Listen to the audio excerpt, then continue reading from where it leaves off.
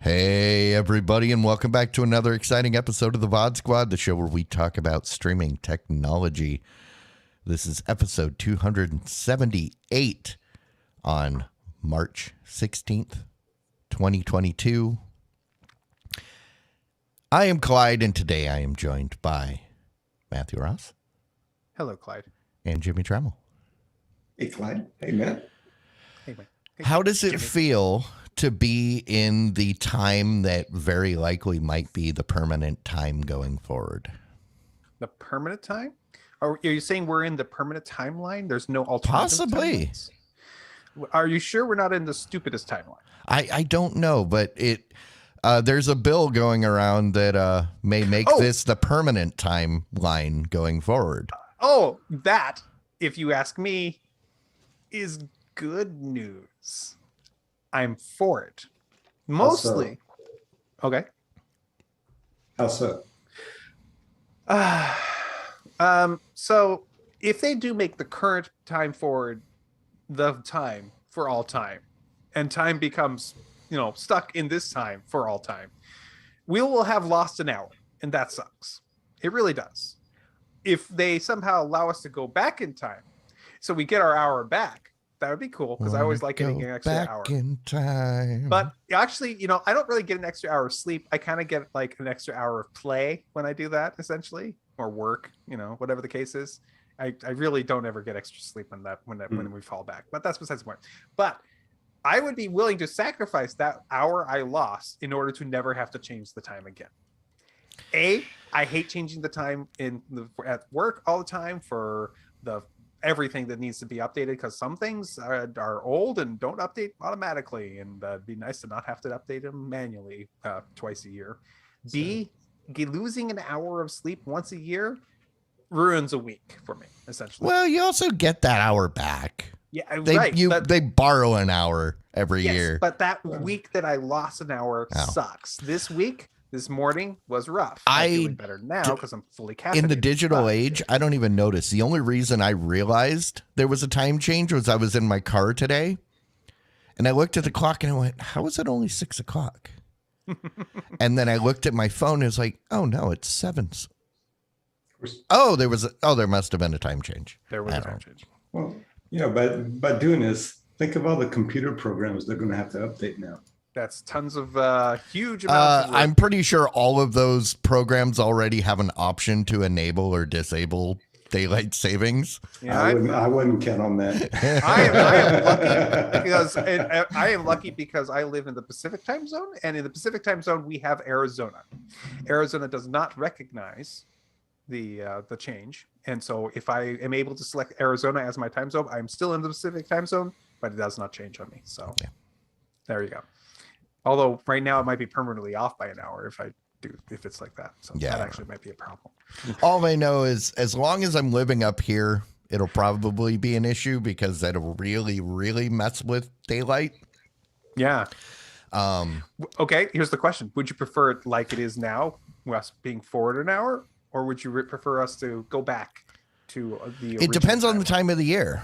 Because during the summer, it is kind of nice. That's the point. No, see, but that's what I'm saying. Up here, I actually have a preference for the time zone or for the daylight savings, because the way it is right now, the time the sun doesn't go down until 10 p.m. at night. It's like the sunset is like at 10. Right. The sun's still way up in the high in the sky at 9 p.m. So if we did it with an hour ago, if it was whatever, I don't even know which is which, daylight or standard. But and for me down here, it's the same all year round. See, but that's what I'm saying. Down south, it wouldn't matter because I remember living in San Diego. It didn't matter whether it was an hour forward or hour behind. It was just it's always the same. But up here, it's a big deal because if we stayed in the winter time, then the sun would be going down. It would be dark at 9 o'clock. Right. Which I like more daylight during the winter because where otherwise I'd just be living in perpetual darkness. Well, so that's the problem with this. You're not getting any additional daylight. It's just shifting between. But that's what I'm saying is those hours are because those hours dictate when I'm out of my house and traveling. Oh, and it's nice to not leave my house when it's completely dark and get out of work. It's already completely dark. When we're back on daylight savings, I guess is winter. There's at least an hour of sunlight when I leave work and I get home. Yeah. Wintertime is. But I don't want to give up the sun until 10 p.m. because that's awesome. Okay, according to the information I'm looking up on the line and may absolutely be incorrect, we are actually in daylight savings time now. Okay. We're not in standard time. We have entered savings time. And by the way, I say savings time knowing that it's actually saving time, but I'm used to calling it savings time. Get used to it. I put that daylight in my account. In my savings account, and I put it in my. It's my savings, not your saving. Like I said, I've never known which is which, and I don't really care. I don't really care because the change doesn't affect me. And I mean, most of the time I'm asleep, and in the digital age, all my phones and everything they automatically change. Now I'm realizing I'm going to need to go change my oven because that's the only other clock in my house that's the only clock in my house that's manual. But whatever. Yeah, it's funny. In my lifetime, I remember, we used to change the clocks in April and October, and then they pushed it out to March and November now. So it was only about 5 months or so that we were in standard time anyhow. So now they're just going to make it all 12 months. I don't care about the times. I don't care about the shifting time. I don't care about what dates they put them on. I really actually love getting an extra hour in the spring or the fall of sleep or play or whatever. That extra is great. I hate this one specific spring forward one. And I'm happy to have it go away. How about this solution?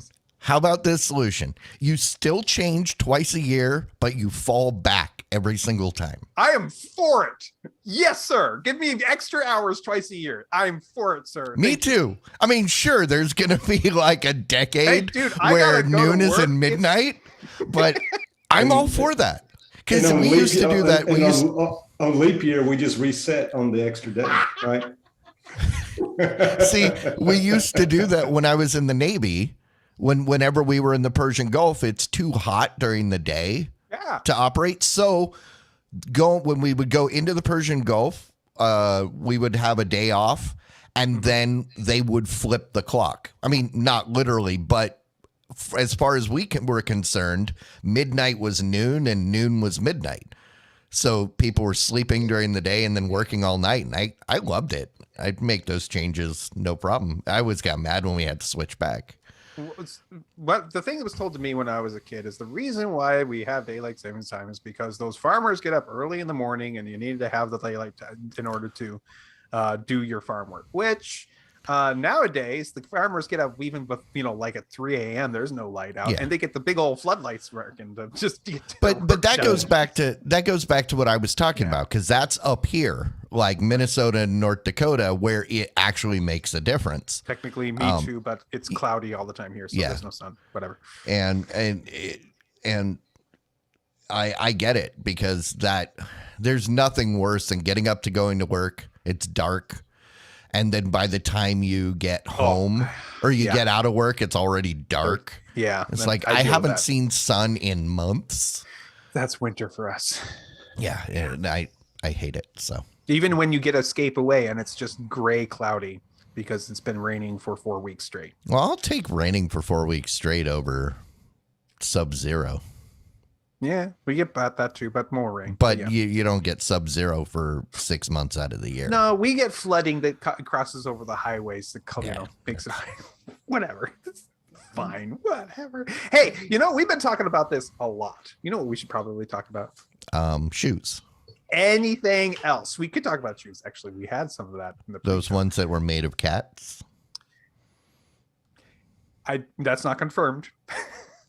But it might be true. I don't know. Well, the person that brought up that shoe mentioned it, so Yes. it must be. Well, yeah, it must be true. It's said on the internet, right? Well, that's why he likes them. They're perfect. Let's talk about news. All right.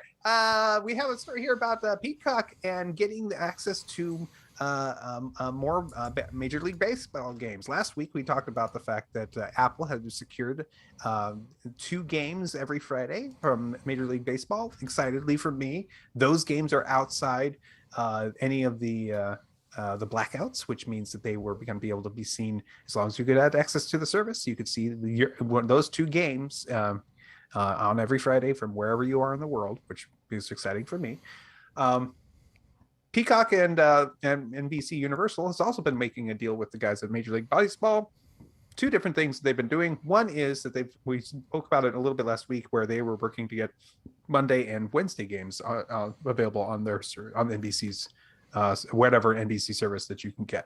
Those are going to be ones that are basically like what was on ESPN before, where there was actually going to be blackouts involved with them, which kind of sad. But this in particular are games that are played on the weekends. They're going to get 18 games. That's just for this next season. They're trying to get 18 games. And it looks like they're getting the deal where they're going to get those 18 games during the weekend. And those ones are going to be available on Peacock. And those will also be no blackouts. So again, another service you have to get on in order to watch the game. Does kind of suck. I wonder if this will be available on the free tier for Peacock or the less expensive tiers. Yeah, that's what I was going to ask too. I mean, and I don't know. I don't see why it wouldn't, right? Yeah. I mean, it should be, I would think. I'd say that number 18 is significant because depending on how this lockout goes, there may only be like 25 games in the season. No, there should be a decent number of games. They are going to start it up in April, and it's going to be an okay season this year. Thank goodness. Yeah, it's 18 is going to be. It doesn't sound like a lot of really, all truth be told. So, I'll be interested to see. I want to know if it's available for the free service because I don't think we pay for Peacock, and because there's nothing on there that I really want to watch, anyways. For me. So I'd be willing to watch it if it's free and it came with ads because there's plenty of ads in baseball anyways. And baseball for me is a great background sport for me to actually do something else while it's on. That's what it's. Sorry, everybody. If you're really a baseball fan and you're really watching it pitch for pitch, good for you. And sometimes I'm that way too. But oftentimes it's great to have on while you're doing something else and for you to get your attention when something exciting happens. It's great background noise, essentially. And that's what I want. I just like to also watch my own team sometimes because, blackout's a thing and I can't get it. So that sucks. All right. I'm excited, personally, even though I'm sure they'll never put the Mariners on it. That's me. All right. We have a story here about the city of Maple Heights. Maple Heights is from Ohio, and they are looking to get in touch with the various streaming services and try to charge them carrier fees for having their services sent to them. Where have I heard this one before? I feel like we've talked about something like this before. God, it's back. We knew that that it was going to be a trend. I'm surprised that we haven't had more since the first 2 cities that we talked about like a year ago. Right. So here's the really TLDR TLDR version of this. cities make money based off of what the cable company, any cable company uses to send any kind of video stream to you at home. They get a percentage of that kickback to them, and they make money off of that. They do. They are looking at the idea of you getting a virtual cable service over the internet and saying, hey, that's the same thing, right? We should charge Netflix and Hulu and YouTube TV and Amazon and everybody else a percentage of what they make off of that for us. Which is the problem for me is, you know what? Go ahead and charge the ISP that. That's fine. Which they already are. Because the ISP, and that's the thing. These fees, they're not for service. They are for the infrastructure. Hey, we will let you install your infrastructure in our town for a cut. And that is now what they're trying to say to Netflix. Well, the cable company and the phone company, and they pay us. So why aren't you? Well, Netflix doesn't have infrastructure in your town and isn't beholden. If you want to charge for, if you're going to consider internet TV, at the same thing, then that fee would go to the ISP who has the physical infrastructure. That would make sense. And then the ISP should try to recoup that from Netflix, which goes back to the whole free and open internet and your gatekeeper, because now you're creating a gate where the ISP says, hey, if you're not willing to pay us, then we're not going to let your service on our, which is exactly what we don't want. Right. I think if I remember right, the first city that did this got a settlement from Netflix, which I said is a really bad idea.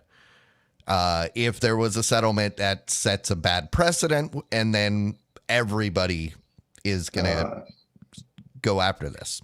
Yeah. So you see what they're referencing in the lawsuit. So they're trying to leverage the Telecommunications Act of 1996, right, to be able to impose this. So they're saying exactly what you just said there. Yep. So they're saying that the streaming companies are like telecommunication companies, which they are not. But they are not.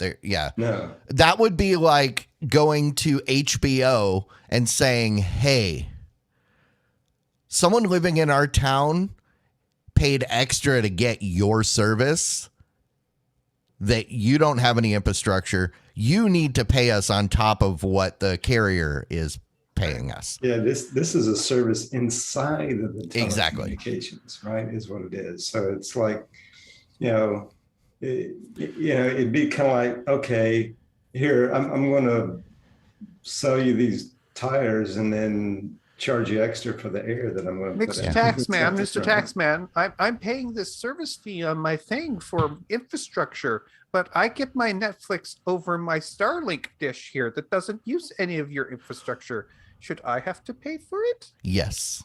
They say yes. No, I mean, I'm not touching your infrastructure. Well, let's put it different. So what if Jimmy calls me every night and I tell him jokes? Dude. I'm providing comedic entertainment. Am I beholden to this? Can his city sue me? Hey, you're watching this on YouTube. YouTube is a form of entertainment. Can you get the entertainment? It would be the same principle. You're right. Yeah. Man. Hey, if we get big enough that a city sues us, yes, I would say, okay, well, number one, you need to put out a press release that states exactly why. Never mind. There's many reasons they might sue us, but only if it's for this purpose. Let's capitalize on that. If they're just suing us for, subjecting people to my face, we could get sued. That would be awesome. Yeah, no, if they're suing us, for subjecting people to my face, then I will apologize. But this is terrible. And there's bad precedent being set. That's as far as I'll go. This will not get beyond. Maybe we'll do a settlement thing like they did before. But that's what I'm saying. That's bad. That's not good, because then those settlements will be official, that future lawsuits can point to those settlements and they could render verdicts based off of that. That's true. That can, especially when you know the deals of the settlement. But if it's completely private, you can say no. But it doesn't matter. Just the fact that they settled, right? By settling, you are agreeing that there is a concession. Right. And it makes the lawyers rub their hands together, thinking of all the lovely money. That's why when you're an innocent person, the worst thing you can do is settle, because then you are viewed as guilty. You admitted that, yes, you know, so yeah. So in other words, what Netflix and Hulu and everybody needs to do is they need to take this all the way through the court system. You think this needs to be? Oh, absolutely. Okay. This needs to go all the way to the top. One item in tort reform would make all this go away. And that one item would be losing party pays. Oh yeah, I will argue this from a different standpoint, in the fact that why it should be fought all the way up. Sure. Not for the sake of the company itself. I honestly don't care what Netflix and Hulu has to pay. The problem is, it's not about the company, it's about the users, because Netflix and Hulu, they will not pay that. The users will pay it through price hikes. Right. So it's in our best interest that this be fought. Yeah, you're right.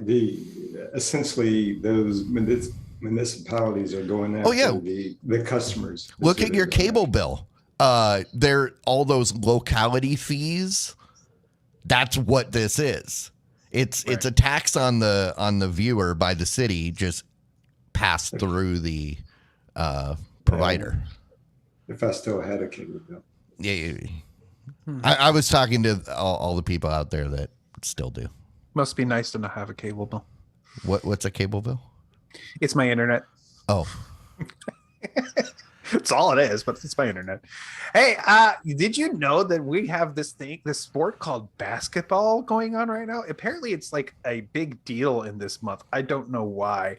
There's an app out there where you can watch multiple games at the same time. This is truly madness, I tell you. This allows you to watch 2 different games of the NCAA tournaments at the same time on multiple devices. This announcement is that they've announced it available on the Google TV platform and Xbox One.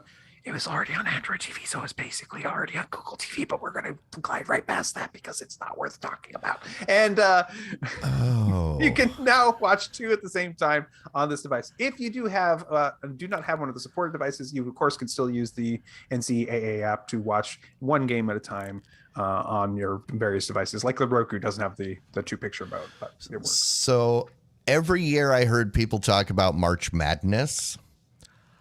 I thought they were talking about how here in Minnesota in March, everybody's talking about spring, yet it's still freezing cold and snowing. That's a different kind of March Madness. That's what I always thought March Madness referred to. Are you ready for spring? This is the month where people tend to snap. And well, today is the Ides of March. That was yesterday. Was it yesterday? It was yesterday. Oh, yesterday. Okay. It's a little bit past the Ides. Beware. Today is the 16th, isn't it? Okay. Yeah, sorry, dude. Beware the Ides of March.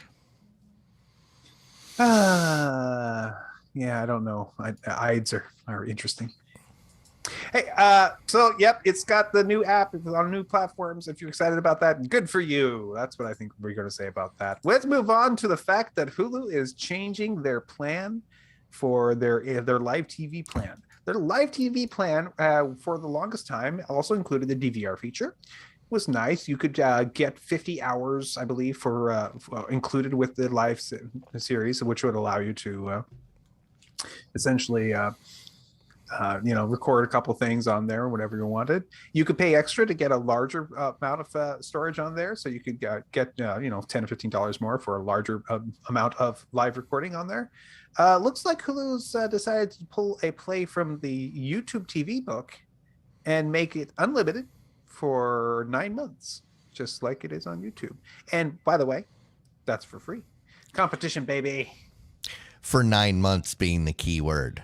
Mm-hmm. And you know why? Why 9 months? Well, think about it. 9 months will give the users enough time to amass a large collection in their DVR. Right. And then they can come along and be like, hey, see, you got some really nice stuff in your DVR that it would be a shame to lose if you moved on to a different product. So, we're the free things going away. Why don't you go ahead and sign up for that more expensive bundle so that you get to keep it? No, there's no more expensive bundle. They got rid of it. But it said they're getting rid of it for 9 months. No, they are no longer having an extra bundle for more. It's just everybody unlimited for 9 months, period. Just like YouTube. Oh, I misunderstood that. Oh, okay, never mind.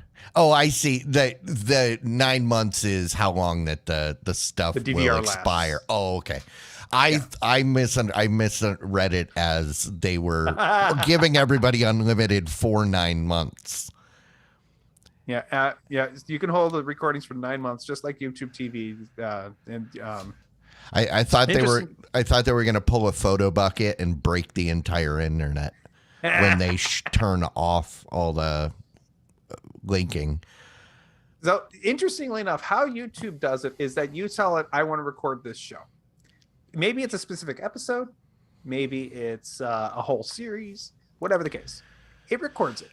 Yeah. And it will hold on to that for up to 9 months. Now, if that show ever repeats on any platform that it has that show, it will re-record it. Yeah. And so it will continue. That will be a new 9 months from that date of airing, which is kind of interesting because that means unless it goes off the air and which stuff does.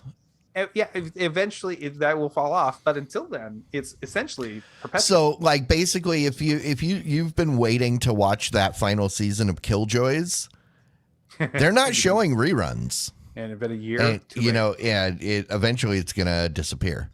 And to Wabbit's point, YouTube doesn't really do that, but stuff does disappear from YouTube TV. There have been shows where sci-fi is just like, this isn't available anymore.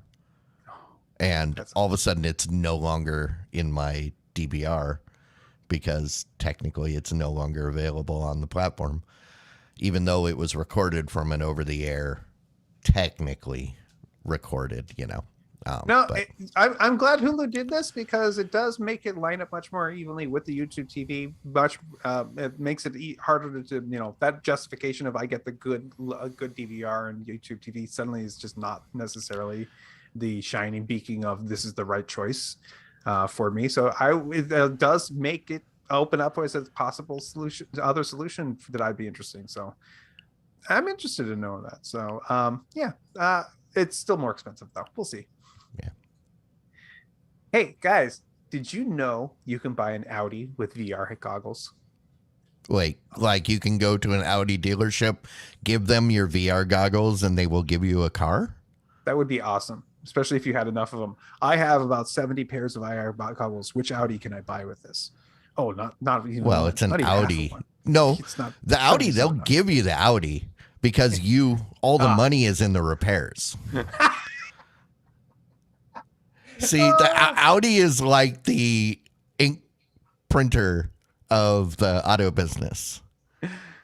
So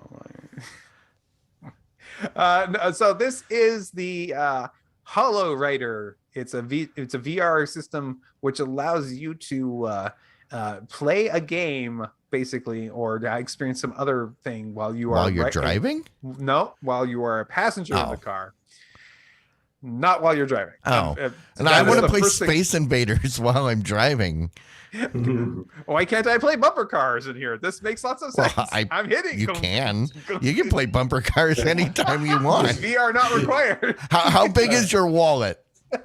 I suppose you could play Grand Theft Auto, couldn't you? You could. Yeah. Well, anyways, this allows you to play the immersive games, which the thing about the games is that whatever happens while the car is driving. So if you move fast, you're moving fast in the game. If you slow down or stop, slow down or stop in the game, turn left, turn right. You actually do that in the game. The game doesn't depend on you doing anything the car is doing, but it does immerse you in whatever it's doing for the game experience. And kind of like those guys who did the roller coasters, the VR. So you have that VR experience that feel what's happening in real life. It's probably very similar. And Okay. yeah, that's kind of cool. I think this is a terrible idea. Mainly because we'll go back to, I told the story about the first time I tried an Oculus Rift. And I was standing up and it was good enough that my brain understood that I was moving because of what I was seeing. But my body was telling it something completely different. And so my brain gave up and I collapsed. I could no longer stand. My body didn't know what to do. That is what you're going to experience in a car if there's any movement whatsoever in that VR that does not match exactly what your car is doing. Luckily, you'll already be seated, so when your body gives up, but I'm willing to bet that I hope Audi has a very good cleaning service because there's going to be a lot of It's vomit. Audi, it's expensive. Right? There's going to be a lot of vomit in these cars. Or maybe they'll just have Dramamine dispensers in the back seat. Huh? Oh, yeah. I'm expecting a lot of people complaining about vomit in their vents. I don't know. When I was a kid, I got to drive my grandpa's old Audi, and it was an okay car. It was actually kind of nice to drive for like an early 90s kind of mid-sized car. But when it was time to change the battery and I had to take it out of the back seat to do that, that was weird. Well, I mean, that's a German thing. Yeah. It's like the Volkswagens, all of the batteries are all under the back seat. Weird. I mean, it's fine. It's just not what I expect. Oh. Yeah. All right. So this last week, we've finally got an announcement from the guys at HBO Max and Discovery Plus. Those Warner Brother people, they've been talking about the fact that they're going to be merging. And we got the announcement that what's going to be happening eventually, they're talking about doing it very slowly and figuring out how to get there. But they are going to be merging the two platforms into a single platform. Discover Max Plus. Discovery HBO Max Plus Ultra with extra stuff and like all the Animal Planets and all those other things. I don't know. So this means that they're going to be these two are going to join together. It does feel like it's going to be some major mega service that has all the different things inside of it. I've heard people wonder if they're going to be doing things like channels, so you get one thing and you can add things on. I've heard things where they're going to say, "Oh, it's just going to be everything in one big package. It's going to cost more, or cost the same for the." I don't know. If they were just including the Discovery content under the HBO Max marquee, I'd be all for it because that's what they're doing with everybody else. DC came in under their right. You got Cartoon Network, you got all this other stuff. That's fine. But if you're taking the one good thing that you have done right in the last decade and then saying, "Oh, hey, we're going to further screw this up with a new change." Remember how brutal people were with the HBO Max idea to begin with before they realized, oh, hey, this is actually pretty cool and it kind of makes sense. Right. Imagine that times 10, and then those people will actually probably be right that time. Just it's a branding nightmare. It's a branding disaster pending. I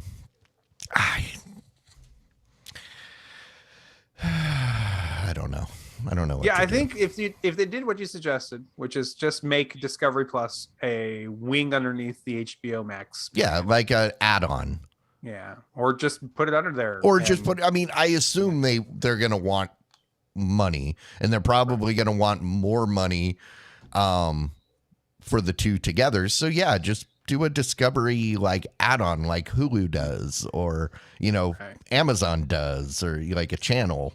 You say for an extra $2 a month, you get all the Discovery content. So here's the HBO Max for $10, and if you can get the next tier of HBO Max with Discovery Plus for $15. But the problem is Discovery's not gonna want to do that. They're gonna want to be in the marquee somehow.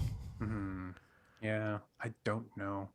Discovery. I feel like Discovery has lost all of its. I agree. I hear Discovery, and I have absolutely no interest. I no longer think of Nazis and sharks and Mythbusters. Those are the only good things on Discovery. That's what it was. HGTV is also on there. Not Nazis, sharks, and cars, because there were a bunch of car stuff. They did eventually do cars, but the cars were never my big thing. But yeah, really. So yeah, shark, Nazis, and cars. HBO D plus. Getting coffee. HBO getting a D gets a D plus. Is that what? Oh, I like that. That should totally be a title.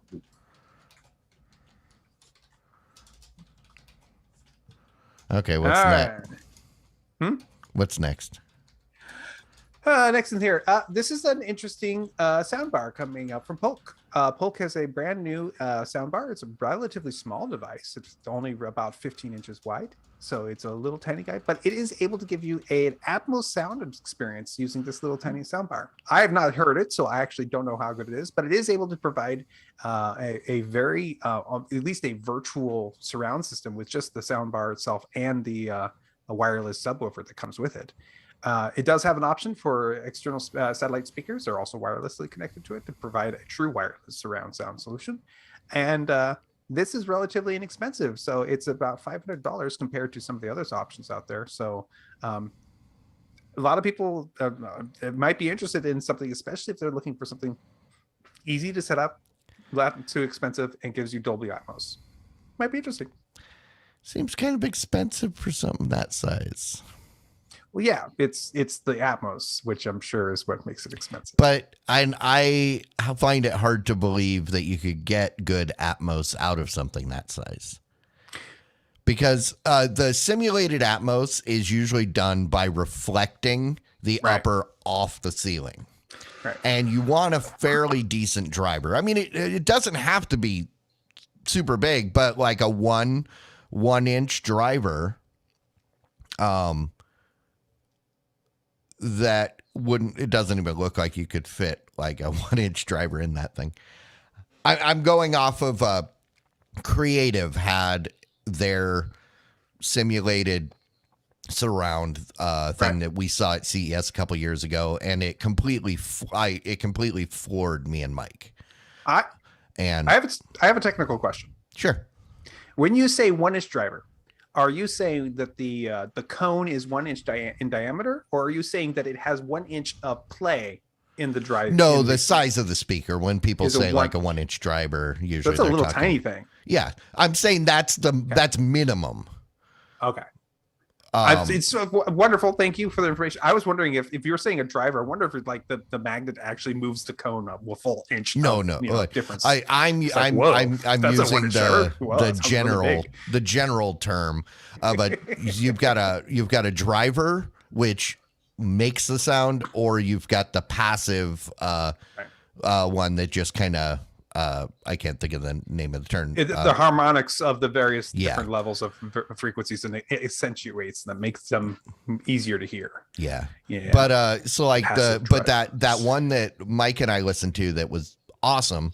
You know, it was the speakers, the up firing speakers were, I'd say probably 1.5 inches, maybe 2 inches pushing it. and it sounded amazing, but it had a whole array of, two up firing in slightly different, so you could get the up and then off of the walls as well. Cool. And then you had like 4 speakers forward, so you had your center and your right and left. And that thing was, I mean, it's $1,000 sound bar, but it's every bit worth $1,000 in my opinion. This is half the price and like And comes a with a quarter of subwoofer. the size. We'll see. Well, Yeah. it might be great. It might be. I'm just saying I find it difficult to believe. Yeah. Well, I wonder if you could pair this if you had a set of speakers already that were wired. Could you throw this in the mix and pair it? And I make doubt it. All it. Work well. I doubt it because this is a self-contained unit. It doesn't have. I don't think it's going to have outputs. Right. And what kind of receiver would be able to manage Well, that? this would be right off of your TV. So you probably have an HDMI cable connected to your TV. So Most it does- sound bars are meant to be instead of a receiver traditional radio. Yep, it's so I happen to bring up the specifications of it. It has one HDMI with eARC, so it can send the audio back out. Yep. If you wanted to. So it can connect to your bigger, system if you wanted to. If you go through that way, it's got an optical input. It's got an analog 3.5-inch input. So Yeah. that's it. And so it's recommended. But to probably I would HDMI. argue if you're buying something like this, it's because you want this instead of a traditional receiver. With that kind of setup, you'd have to choose one or the other to listen to, right? I would want it to be in unison, which doesn't sound like it would be possible. Yeah. He did say it sounds like you could send audio out to a receiver, but Right. I think that just kind of defeats the purpose of a sound bar. Fair enough. It's like buying a Roku TV, but wanting to plug in your Roku. And even if an older one. Yeah. I like this one. It's my Roku 3. Or I've been buying a using Roku Fire 3 TV forever. and trying to like run Android TV on it. Yeah, nobody would do that. No, it's just stupid. No. All right. We have a couple of stories here talking about Google Stadia. Google Stadia had their last week. I mentioned that we were gonna have this developers meeting coming up. The developer meeting did happen. They had a nice little discussion about how Google Stadia has evolved and how they're trying to make it easier and better. Mhm. And it's a couple of things that I wanted to bring forward for everybody here. First of all, one of the things they're doing is they're going to make the Google Stadia store much more approachable. What's cool about this is that they're going to make it so you can go to Stadia and see the system right there, right, without any kind of login. No logins required. You get to see the store. If you want to play a demo, you can click the button and play a demo. No login, no credit card. Just go in and play, which is probably one of the best ways to make people understand how good Stadia has become over time, because there's still that initial, it's streaming over the internet, it's gonna suck, I don't even want to bother. This is allowing them to have that, no, it doesn't suck, just click this button and play, right, available for everybody easily to get into it, which is really cool. They also discussed how they're going to be using something called, they're basically, it's kind of a rebrand. They're calling it Google's Immersive Stream. This is them allowing you to you love the name, I can tell. It's very immersive. Damn it, Google. This is their white label that allows you to their third parties to say, hey, we want to have our product being run on Stadia using the Stadia our backend, but we want to be able to send it ourselves. They're making this extremely easy to port. This is what they're doing is they're using the Stadia has always run on Linux, which has been a little bit more difficult for people to port to. Makes sense. Windows is an amazing gaming platform, and Linux has not been up until recently a very good gaming platform. But they've got a built-in support for basically it's Wine drivers. It's DX VK, which is the translation from DirectX to Vulkan, which is the native platform for 3D that is used inside of Linux instead of the DirectX stuff. So it is able to take DirectX games and be able to translate them directly to Vulkan without any need for major reprogramming built into it. So that's cool. And Vulkan is actually really good compared to DirectX. It's on par with it in almost every way. But here's the last thing I think is pretty cool. Let's say you're a developer and you need to be convinced Stadia. Okay, we don't know if we're gonna like Stadia. They've got this deal where they say, hey, you put your demo on here and you link to it and you use your affiliate code. Great. Somebody clicks on your affiliate link and doesn't sign up to Stadia, no harm, no foul. If they do sign up for Stadia using your affiliate link, and they sign up and become a paying member, we'll pay you $10 for each one. Doesn't even have to play your game. This is going to allow a lot of companies to make games that will get people interested on the platform and be paid for it with, I mean, $10 a user isn't a lot, but that's essentially free money being thrown at you developers to make this easier for you to get in and play the games on that platform. So that's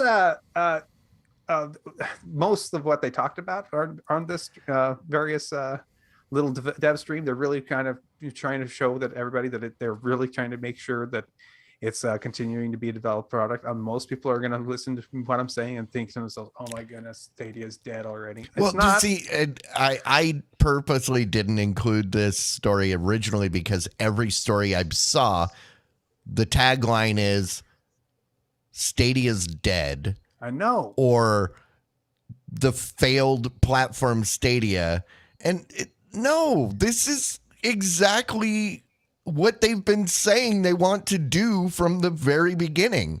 There was even one story that said in the beginning they didn't want to do this, but now no. Actually, they did. They did from the very beginning.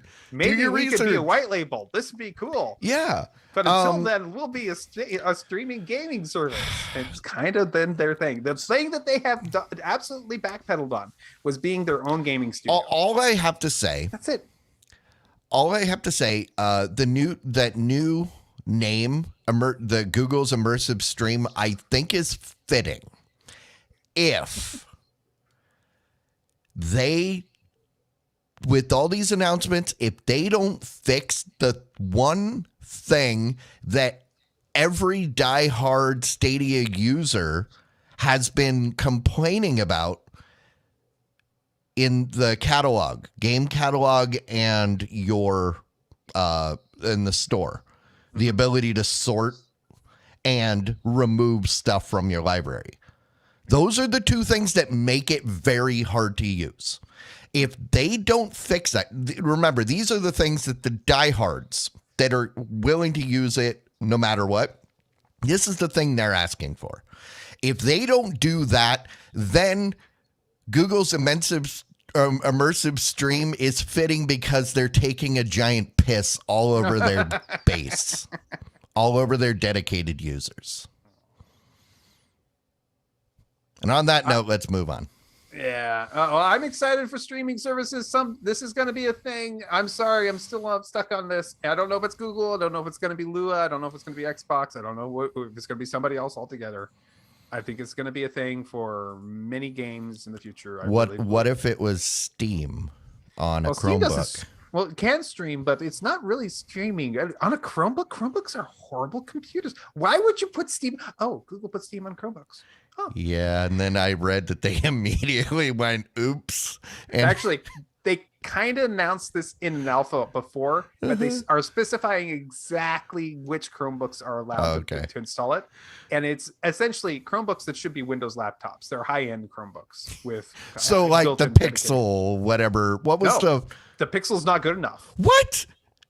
The Pixel does not have dedicated graphics hardware. It doesn't surprise me because you need a pretty hardcore computer to run most games on Steam because most of the games on Steam are the best of the best games. So I'm not surprised that it doesn't work on Chrome very good and has high requirements. I am surprised that they're even like going there, because this is the thing that will set them up for failure much more than Stadia. The thing about this, though, is that this is exactly what's happening on the Steam Deck. Mm-hmm. It's just brought to the Chromebooks. They're being very picky about what hardware should be allowed to do it, which makes sense because you wouldn't want to play on and have a horrible experience. But if you have one that could do it, and if it could play on a Steam Deck, you should be able to play it here. It should work just the same. But to my point, the Steam Deck is a controlled device. Mm-hmm. Valve was able to hand pick the components to not guarantee, but to get close to a guarantee of playability. Right. Agreed. This is not that. No, it's not. It is anything that it will work on Linux Steam, which they native games essentially. And if Steam the Steam guys allow it, the Proton compatible games too. See, this is one time where I am on the iPhone versus Android argument of one device versus a whole bunch of, when it comes to your consoles, you want your competition. consoles to be one thing, right?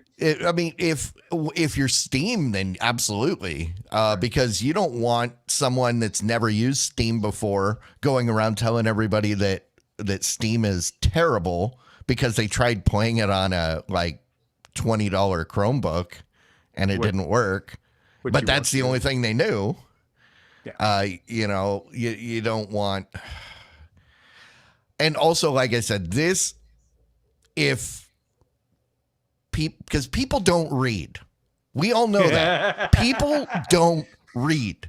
They don't do their due diligence to find out if something doesn't work. They go straight to Twitter and scream about it rather than doing the research to find out, was it supposed to work?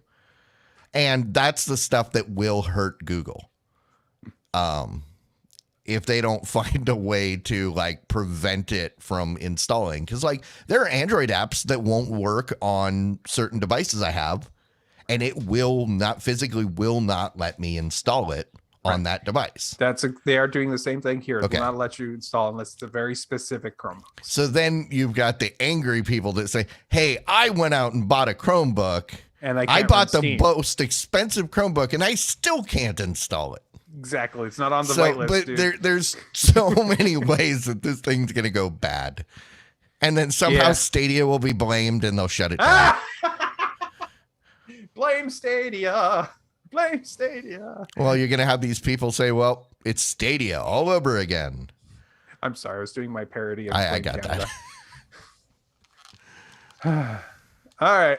Hey, speaking of streaming games, Microsoft has done an update to their Xbox cloud gaming app. This one is specifically for the iPad and iPhones. It is making it so it is able to stream with less lag. This has been an issue for those people who are on those platforms. Well, the problem with playing on those devices is that you are forced to do it through the browsers, and then you have to use the Safari browser. So they were able to enable it and make it work, but they were having some issues with latency on the platforms. Apparently they've been working on it and have a new update which is much better on the latency side. I don't know what they're doing to make it run a little bit faster, but good on them. They probably found some optimizations for the Safari platform, and now you're able to get it with less lag, more FPSs, more headshots, whatever you do with that. Okay. Today I learned that Microsoft Cloud Gaming is available on iOS. You didn't know that?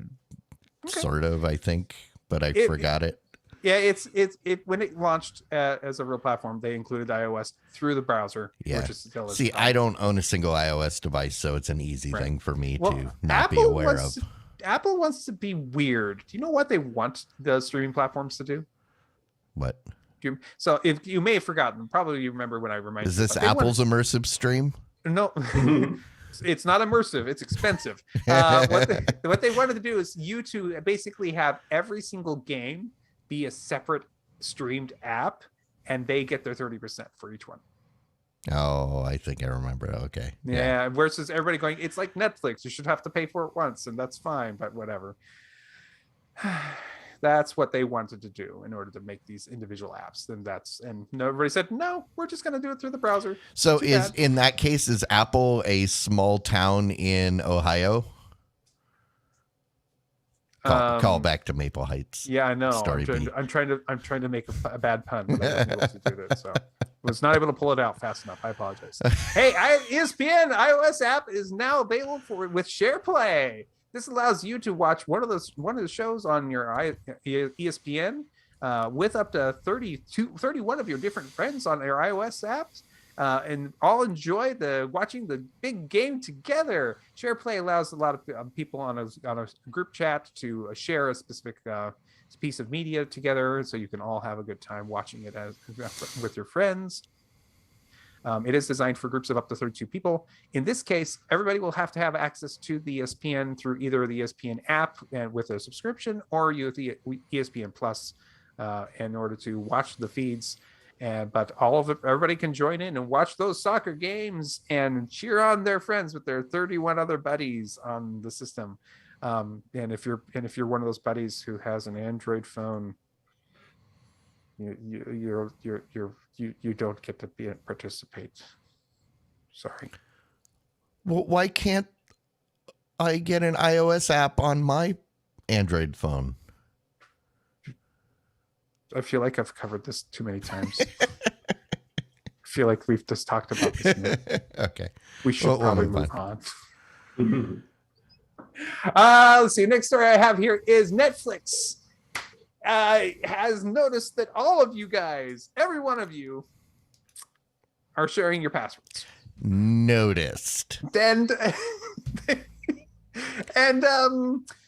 they have kind of threatened. What did they do in the past? I forget what they did. They cheered everybody on, and they said right on, because they always said that's great, because then when people move out, eventually they're going to need their own accounts. Right. So apparently they've been watching people move out and not get their own accounts enough that they're like, well, maybe we should get something for it. Anyways, they're testing out a new feature. It's currently in Peru, Chile, and Costa Rica.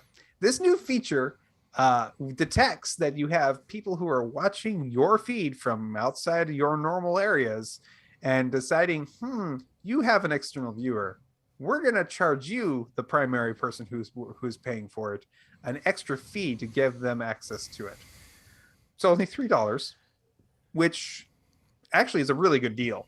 Well, it's an additional $3 to your already $20. Right.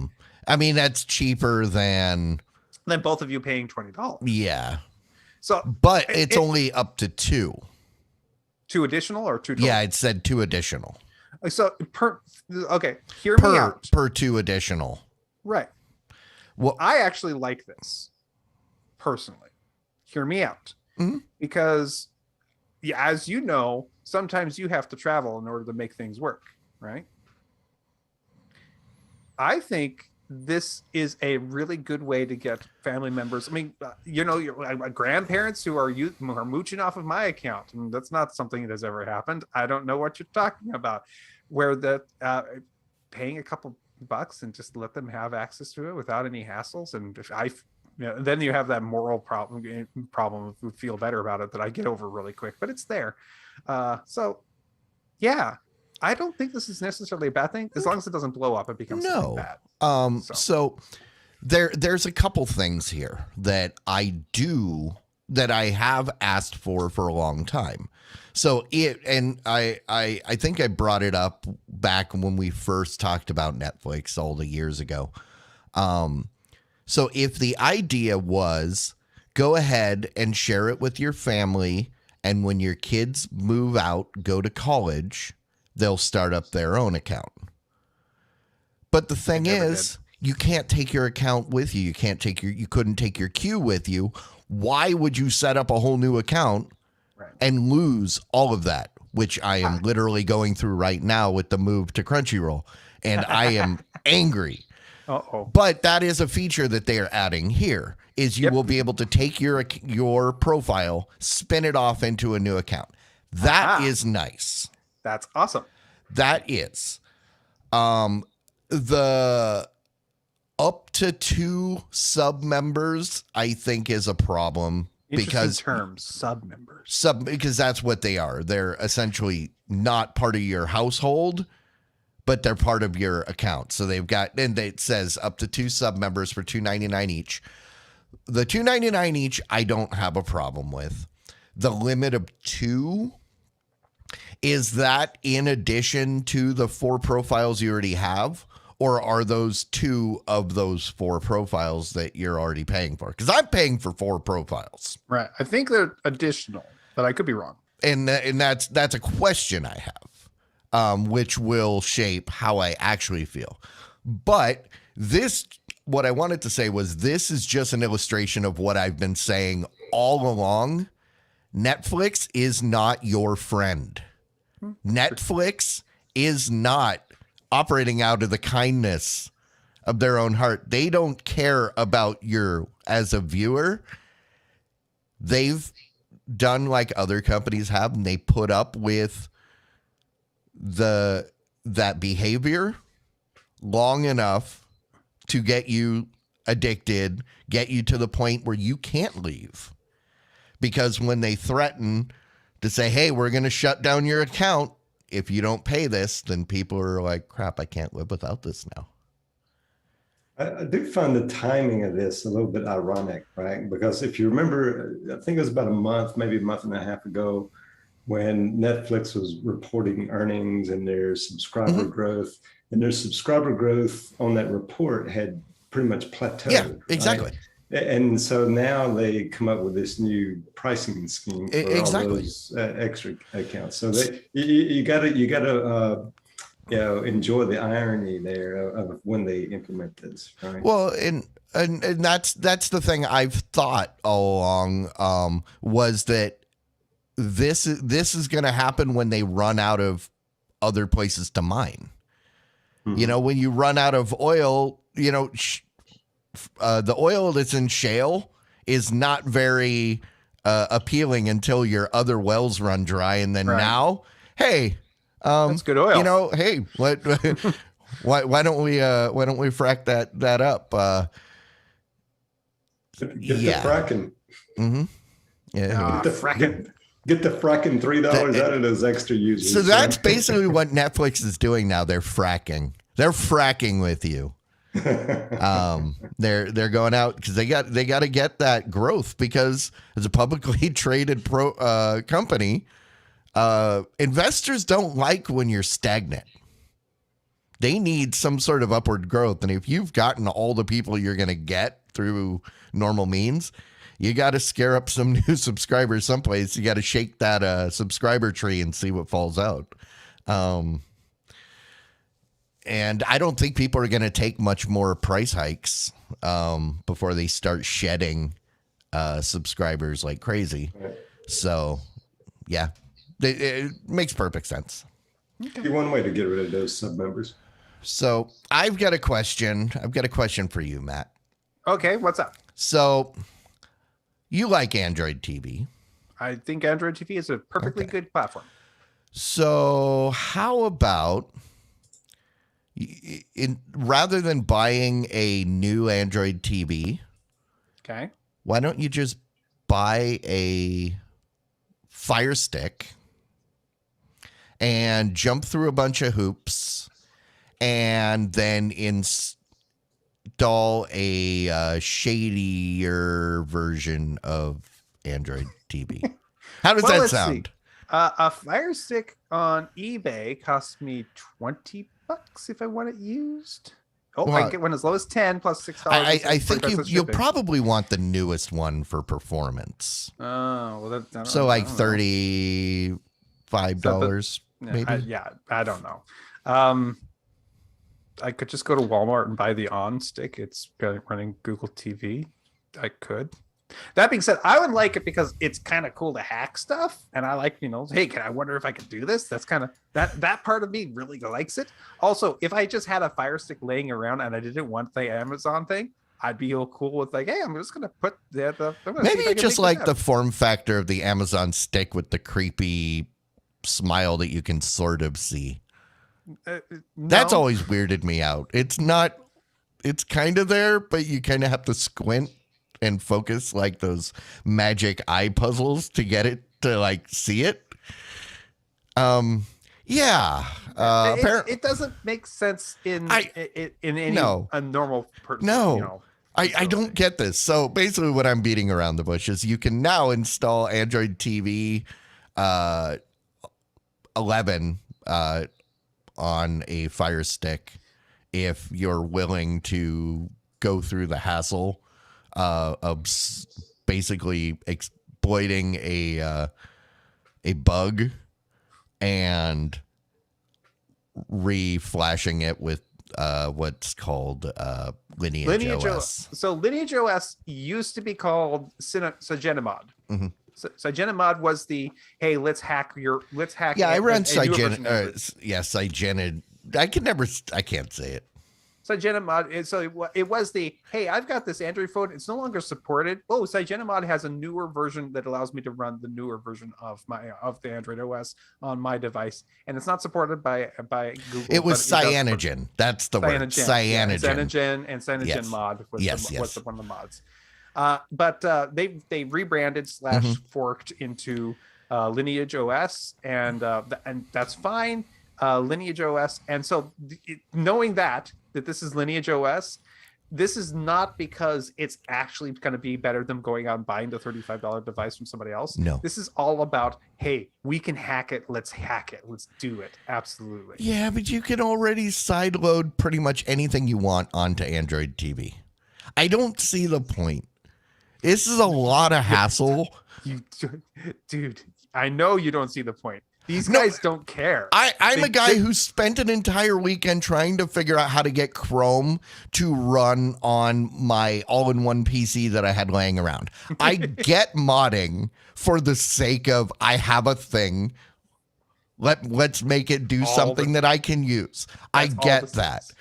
This one, I don't get, because just get an actual Android TV dongle, and you could still sideload what you want, and there are legitimate ways to do stuff on there. Now, if someone were like installing what's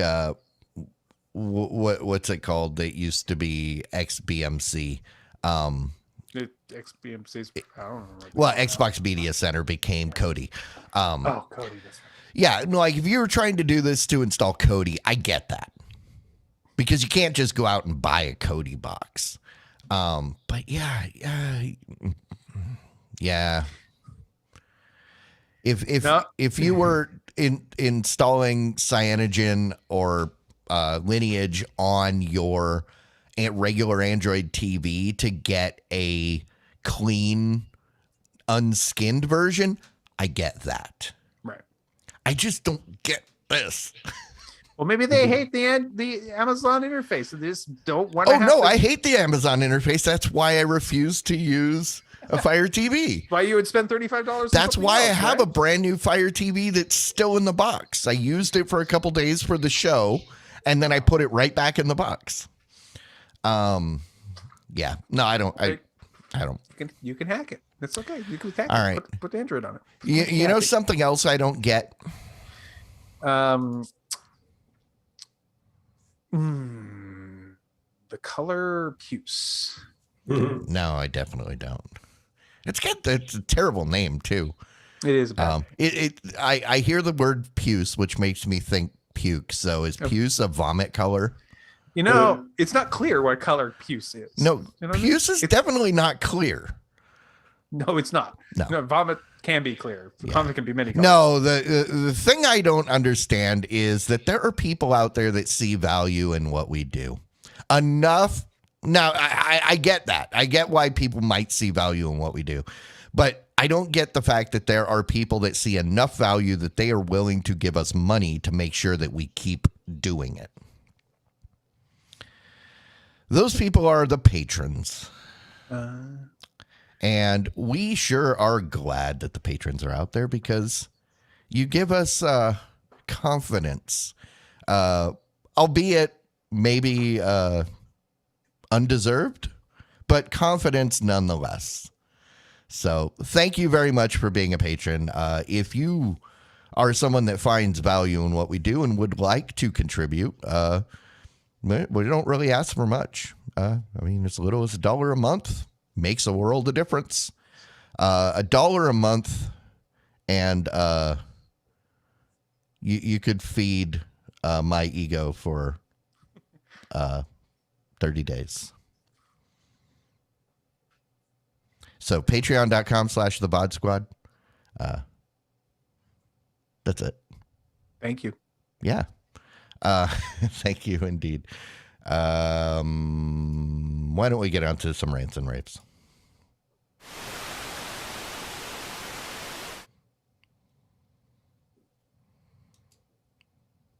All right. Rant, rave, what you got?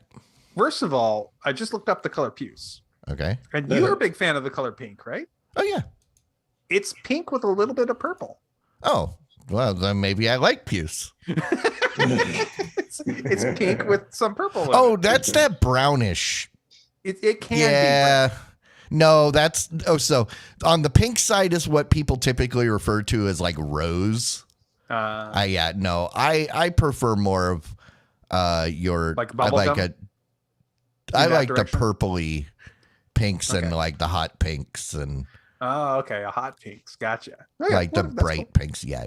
Okay. No, Yeah, this is a little bit darker pink. It's a there is a when I did this, an example of puce came up and it is a flea. It is a illustration of a flea, and that is definitely not a color I like. All right. I've got a couple things that I want to rant or rave about. First of all, I've been sucked back into playing Planetside 2. If you've never heard of Planetside 2, it's a really ancient game, first-person shooter. Clyde and I played it together a couple times. Is it Planetside or is it Planetsiders? Planetside. I always thought it was Planetsiders. Oh, okay. That's a Interesting. drinking game, right? Where you drink ciders of the planet, right? Oh, okay. Maybe. No, Planetside 2 is a first-person shooter where you get one of three factions and a gigantic multi-hundred user wars happening. Hop into a tank, hop into a mech suit, hop into a flying ship. Now they have giant floating battleships in the space in the sky that somebody is able to every once in a while summon and basically dominate an area for a while. The game has continually been updated over the years, and it is still fun as me to run out there either as a medic or as an engineer to heal and heal people and fix things, and I do enjoy that a lot, especially since I'm not the world's greatest headshot kind of guy, but I still feel like I can help. Also, I love hopping into the big artilleries and blowing stuff up. That's always fun too. I just hand out my headshot, and then people take a look and they pass out. Headshot. The other thing I wanted to mention briefly is that I did watch a movie this weekend. It was The Adam Project. It's on Netflix. It's got all the things that makes me excited. It's funny. It's got good lots of action, lots of witty one-liners, and it's time travel. And it's time travel sci-fi, and they ask, they try to explain a couple things. I love it when they try to explain time travel because that interests me because nobody knows what's actually going to happen. But it's besides the point. And it was stupid fun. Absolutely, totally enjoyed it. Absolutely, everybody should. If they want a stupid fun movie, that's a perfectly good one for everybody to watch. The Adam Project. I recommend that very much. I saw that pop up, but I didn't know what it was, so I kept on scrolling. I'll check it out. It's totally sci-fi stupid fun. It's fun. That I like stupid fun. I mean, I'm usually can settle on stupid, but you add fun. I mean, I can't Rabbit pass that gives up. it a thumbs up. Yeah, Rabbit likes. So if I were to, it doesn't take itself too seriously. That's the important bit. It does a lot of things right, but it also does not take itself too seriously. See, and that was the thing I liked about his car movie he did it was that car like heist something 6. It was like a mercenary movie. Oh, Ryan 6 Underground, I think. Oh yeah. That looked It was awesome. Impressive. It was just dumb fun. It was just a dumb action movie, and it was great. I didn't expect to like it at all, but it was great. And I assume this is kind of like that. I mean, different genre, but just the. Yeah, Web of Magic notes that Jennifer Gardner is starting to get old. Funny enough, I'm in season 2 of watching Alias with her in it, and she's still good at what she does. So that's fine. That's not. I have no problem with her. So that's it. Cool. All right, Jimmy, what you got? Yeah, so it's starting to get that time of year where probably here in another week or so, I'm going to subscribe to Showtime to watch the new season of Billions, right? And Picard too. That the new season of that is out. I'm probably going to start watching that soon as well. But I run across this one show called The Endgame. It's a new show, and it's you can see it on Peacock. I think you can see it on like Hulu Live or any of the other live subscription services out there. But yeah, I've been watching it. It's pretty interesting. It's a action type show. It's one of those where it's multi-threaded. It's got probably about 4 or 5, maybe 6 different storylines going on all at once, right? That type of thing. So, and I tend to enjoy those type of shows. Yeah, I'm not going to say it's the greatest show ever, right? But I think it's pretty good. It's entertaining, and if you are interested in that type of show, I'd say check it out. It's worth watching. So this is the one on NBC? It is. Would you describe it as Avengers meets Highlander? No. Oh, because those were both end games. Yeah, nothing like no superheroes in this one. Okay. Oh man. No Toyota Highlanders. No. Okay. But you see a little bit of tech in here. You see guys in there that you kind of want to root for. You see guys that you don't want to root for. Like all that kind of thing. I'm trying to remember. So the main character, who is Marina Baccarin, I know her from. I'm trying to figure out what I know her from. She looks very familiar. Yeah, I think. She was in Deadpool. She was Vanessa in Deadpool. Oh, okay. Yeah, she looked very familiar, and she was okay. Cool. And she plays a Ukrainian in this show. All right. On brand. Sweet. So you guys familiar with Russell Brand, the actor, comedian? I am.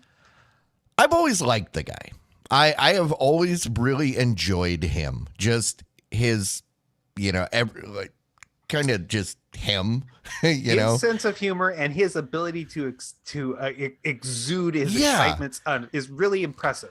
Well, and I do like it too. I found out a couple days ago that I actually love this guy. I don't even know where to start. So he's got a YouTube channel on YouTube. That's where you have YouTube channels. He's got a YouTube channel where pretty much every day he talks about a subject, usually pulled from the news. And it's not really. So the stuff that he talks about a lot of times is grounded in politics, but he is not, one side or another. He's not trying to make politics out No, of it. no. And he's basically talking about like thought process and just kind of pay attention. It's almost like somebody hired a actor to read the audiobook that is my brain. And give it a funny British. So if you've ever wondered, you a lot of that kind of my stance on things and or just my aversion to other things, and I'm not really good at. There's all that stuff that's swirling around, the stuff I see, the connections I make, just observations. He's doing it for me. Because with the first video, I didn't know what it was. I accidentally clicked on it and I was watching and went, hey, wait, this dude thinks exactly like he's saying stuff that I've been screaming for years. Nobody wants to listen to me, but now there's like hundreds of thousands of people that are like, yeah. No, if you want to peek inside my mind, I highly recommend it. There was a video today and he was talking about the way that that people's memories are easily wiped by events and how governments use those events to make you forget about other things. And it's worth a watch. I think it's called It's Happening. But I really like this guy. I almost feel like he's a kindred spirit. He's the audio track for my brain. But okay. Yeah. Russell Brand. I wish I would have known about his channel a long time ago. He hasn't done movies or such very much recently. So. Well, he does. I mean, he's British. I'm guessing he's a comic first. So yeah, he is a comic first, and he's also really, I think he's really gotten into like the spirituality. It's like he talks about like each show he ends with, he talks about, hey, if you're in the area, come see me. I'm touring, blah blah blah, these places and do comedy, and we'll do some breathing exercises and stuff, and but it's. If you're someone that likes to hear other people's point of view, check it out. Okay. Yeah. I might check it out. Alrighty. That brings it to a close for tonight. Thanks everybody for hanging out with us. If you're listening to this after the fact, join us live sometime. We're here on Wednesday nights, 9 p.m. Central. YouTube. If you didn't know, you can also get the audio podcast after the fact. Sometimes way after the fact. I'm realizing I think I may have forgotten to upload it for a while. Well, I mean, if that's a problem, just become a patron. The patrons get it immediately, and excellent. And it's $1 a month, and you'll get it. I stay up late past my bedtime to make sure that the patrons get that audio. So yeah, patreon.com/thebot squad. Other than that, but I mean, you come live, you get to hang out in the pre-show and the post-show. Though after this show is done, they disappear and they're gone forever. Poor souls. Poor souls indeed. Alrighty. Forever. We'll catch you all next week. Thanks. Bye. Good night. Bye. Diamond Club hopes you have enjoyed this program.